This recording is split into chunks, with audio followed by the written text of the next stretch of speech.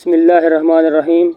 حضرت عبداللہ بن عمر رضی اللہ عنہ سے روایت ہے کہ رسول اللہ صلی اللہ علیہ وآلہ وسلم نے فرمایا، میں نے ایک رات اپنے آپ کو کعبہ کے پاس دیکھا تو میں نے ایک گندم گو شخص دیکھا۔ گندم گو لوگوں میں سے سب سے خوبصورت تھا جنہیں تم دیکھتے ہو۔ ان کی لمبی لمبی لٹیں تھیں جو ان لٹوں میں سے سب سے خوبصورت تھیں جنہیں تم دیکھتے ہو۔ ان کو کنگھی کی ہوئی تھی اور ان میں سے پانی کے قطرے ٹپک رہے تھے۔ دو آدمیوں کے کندھوں کا سہارا لیا ہوا تھا۔ وہ بیت اللہ کا طواف کر رہے تھے۔ میں نے پوچھا، یہ کون ہے؟ کہا گیا، یہ مسیح ابن مریم علیہ السلام ہے۔ پھر اچانک میں نے ایک آدمی دیکھا، الجھے ہوئے گھنگریالے بالوں والا۔